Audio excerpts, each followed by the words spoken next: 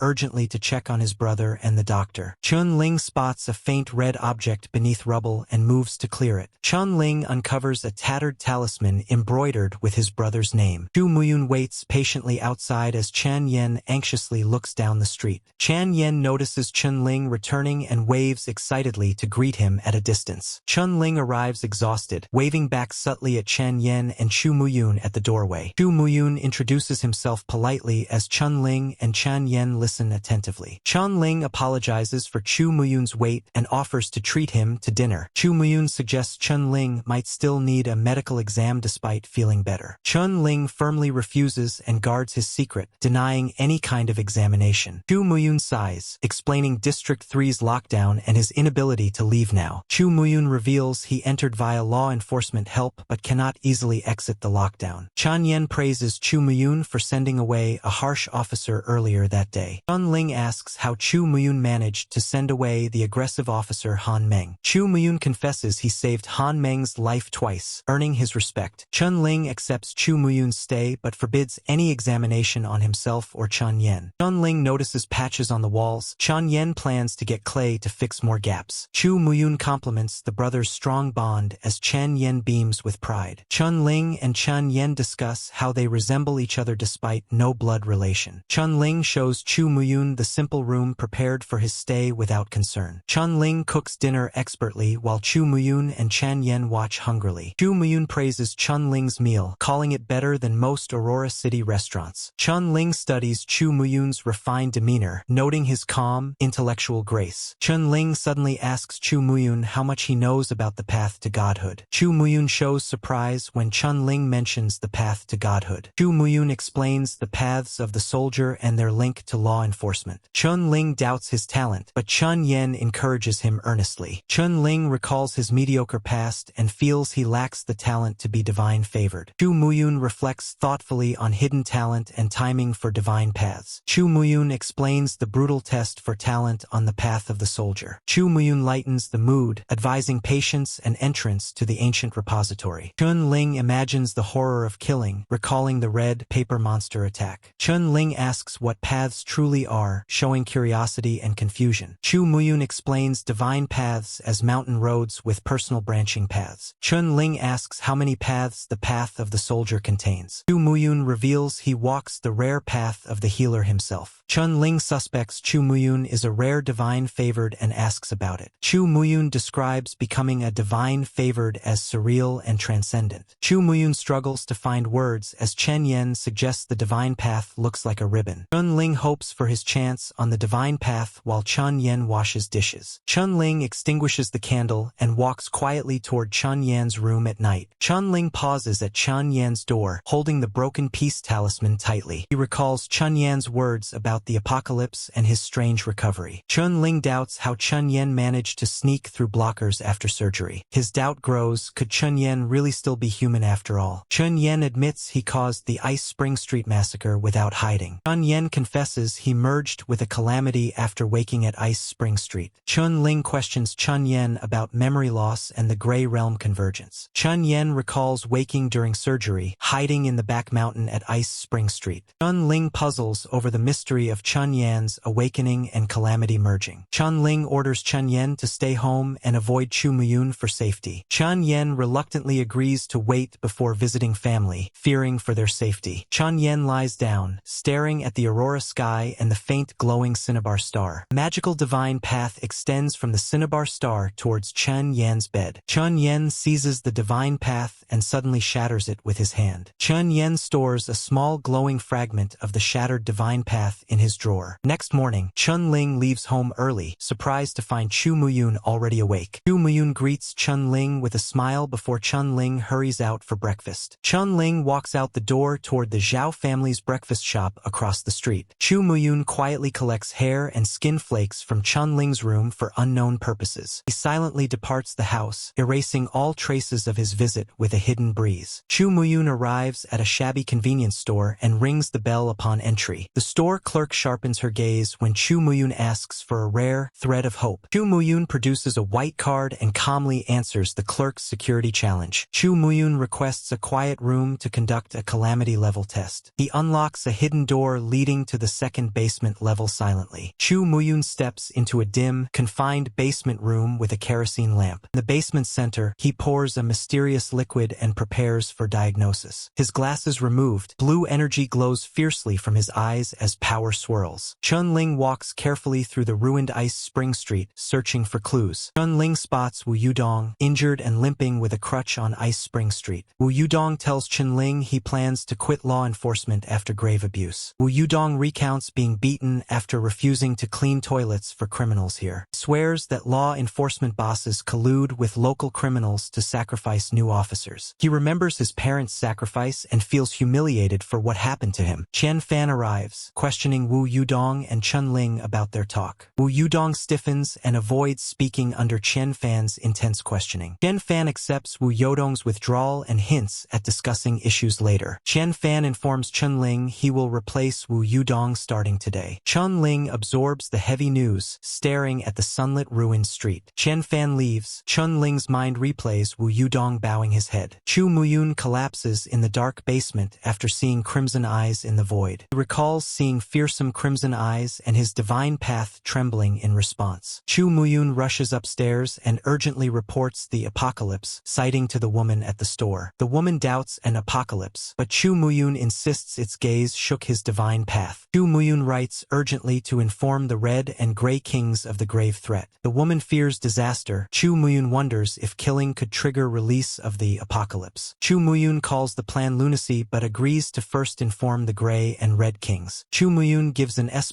rating for the candidate, calling him extremely dangerous. Knock sounds. Chen Fan opens the tea house door to find Chen Ling standing outside. Chen Ling asks questions about the calamity survivors and their cooperation. Chen Fan states cooperation is mandatory and encourages Chen Ling to use force if necessary. The officers inside laugh and mock Chen Ling's bold talk of force and stubbornness. Chen Ling ignores laughter, focusing on his directive flashing before his eyes. Chen Ling considers the plan to increase conflict via character interactions. He pushes open the Black Axe Tavern door, drawing cold hostile gazes from inside. Chen Ling announces his authority and demands survivors answer his questions. After a tense pause, the tavern bursts with cruel laughter at Chen Ling. Chen Ling methodically writes Bone Blade's name, challenging the thug directly. Bone Blade lunges with clawed fingers toward Chen Ling's neck without hesitation. Quick and precise, Chen Ling stabs Bone Blade's palm with a pen tip. Chen Ling pins Bone Blade to the floor, commanding serious authority. Chen Ling warns the crowd, assaulting law enforcement is a grave offense. The stunned silence breaks as several draw guns, aiming at Chen Ling immediately. Chen Ling flips a heavy table as bullets fly, scattering the frustrated crowd. Chen Ling smashes a bottle against a gunman's face, stunning him instantly. Gunfire cracks twice, but Chen Ling's coat blocks the bullets easily. First time using Dance of Slaughter, Chen Ling moves with ghost-like grace. Chen Ling uses tables and chairs to block enemy's sight and evade shots. A swift strike to the head knocks out two gunmen hidden in the chaos. Chen Ling grabs a gun, fires at charging knife-wielding thugs, stopping them. In less than a minute, 13 of 14 enemies lie defeated or unconscious. Chen Ling sits, demands a whiskey, and torments the wounded Li Mang mercilessly. The one-eyed bartender watches fearfully, preparing whiskey with trembling hands. Chen Ling demands answers, kicks Li Mang's ribs, forcing a confession. Li Mang, trembling in pain, claims partial vision of the calamity invasion outside. Chen Ling pours whiskey on Li Mang's wound, enforcing truth with pain. Forced, Li Mang screams and denies seeing anything about the calamity. Chen Ling finishes the forms and interrogates Sun Lao Lu at Ice Spring Street. Sun Lao Lu denies seeing the calamity, visibly shaken from what he witnessed. Chen Ling records statements, pressing even unconscious men's fingerprints firmly down. He orders the bartender to tie all hands and pushes the tavern door open with a smile. The tied patrons are silent and terrified as Chen Ling smiles and leaves silently. Sun Lao Lu panics, sweating, and demands the bartender untie the ropes immediately. At the tea house, officers dismiss gunshots as a false alarm during casual talk. Chen Ling returns with his report, bloodstain wiped off, and hands it over calmly. Chen Fan doubts Chen Ling, warns him not to falsify fingerprints under threat. Chen Ling tells Chen Fan the residents are all still tied up in the tavern inside. Chen Fan stands, deciding to check the tavern, warning Chen Ling of exam disqualification. Chen Ling watches Chen Fan leave. A text flashes indicating audience expectation rising. The bartender slowly unties ropes as Sun Lao Lu curses impatiently in pain. The bartender warns Sun Lao Lu to remain silent or face violent death instantly. Chen Fan arrives at the tavern, frozen in shock as he surveys the bloody scene. Sun Lao Lu curses at Chen Fan, furious, while the bartender points a gun at him. Chen Fan tries to calm the tension, reminding all they are supposed to be partners. Sun Lao Lu accuses the officers of betrayal and wrecking their home brutally. Chen Fan confesses ignorance, calling Chen Ling a mere reserve officer despite doubt. He asks where Chen Ling is now and learns he has left and gone off duty. Chen Ling walks home, his coat riddled with bullet holes and torn. He counts the loss of his coat and the mounting financial strain on his family. His expectation value rises steadily after taking over Wu Yodong's case. Only direct involvement in events boosts his expectation value strongly. After 2 hours, Chen Ling returns to Frost Street and hears a beautiful opera voice. Chen Yen sings a classic opera piece with strikingly beautiful and skilled vocals. Chen Ling finds Chu Muyun reading calmly and Chen Yen practicing opera makeup. Chen Ling discusses Chen Yan's passion for opera and lack of a proper teacher. Chen Yen eagerly asks Chen Ling if he looks good with his opera makeup on. Chen Ling encourages Chen Yen he can perform at the school's New Year's party. Chu Muyun, surprised Chen Yen still goes to school despite recent illness. Chen Yen asks what song he should perform. Chen Ling suggests Longing for the Mundane. Chen Yen runs to practice again, excited about the chance to perform for classmates. Chen Ling asks Chen Yen to clean before dinner. Chen Yen notices coat's bullet holes. Chen Ling explains he dodged shots. Chu Muyun studies him intently. Chen Yen offers to sew Chen Ling's coat, showing care despite tense mood. Chu Muyun silently withdraws, lost in thought after questioning Chen Ling. Night falls. Chen Ling sleeps and his consciousness drifts into the theater. In the silent theater, Chu Muyun approaches sleeping Chen Ling with a deadly intent. Chu Muyun stops, sees the Joker card reflection, and withdraws his knife silently. Chu Muyun hides his knife, eyes Chen Ling sleeping, then quietly leaves the room. Chen Yen emerges from shadows, bloodied knife in hand, gazing toward Chu Muyun's room silently. Chen Yen whispers goodnight to Chen Ling, then vanishes silently through the wall. At District HQ,